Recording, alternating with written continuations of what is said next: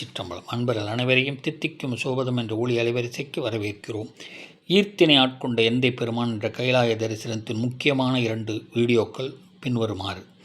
தார்ஷன் என்ற கேம்பில் தங்கியிருந்த நாங்கள் காலையில் புறப்பட்டு உணவருந்திய பிறகு யமதுவார் என்ற இடத்தின் வழியாக கடந்து எங்களுக்கென்று ஒதுக்கப்பட்ட குதிரையில் ஏறி வடக்கு முக தரிசனமான திரபுக் என்ற கேம்புக்கு புறப்பட்டோம்.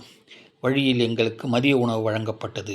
சுமார் 3 மணி அளவில் நாங்கள் அந்த திரபுக் கேம்பில் சென்றவுடன் வடக்கு முக கைலாய தரிசனம் என் கண்கொள்ளா காட்சியாக கிடைத்தது.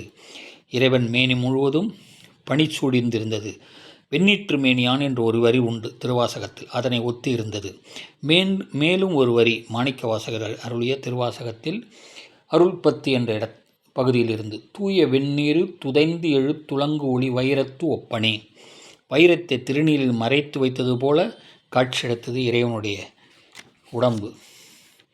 மேலும் அருட்பத்திலிருந்து கடைசி பாடல் உங்களுக்காக.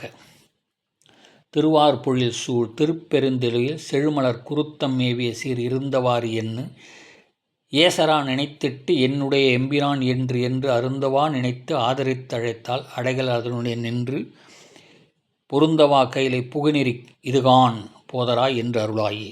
கைலாயம் செல்வதற்கு இதுதான் சிறந்த வழி என்று என்னை கூறி உன்னிடம் அழைப்பாயாக என்று இறைவனை வேண்டுவதாக அமைந்துள்ளது இப்பாடல். திருச்சிற்றம்பலம். சிவசிதம்பரம். அருட்பெருஞ்சோதி அருட்பெருஞ்சோதி தனிப்பெருங்கருணை அருட்பெருஞ்சோதி. திருச்சிற்றம்பலம்.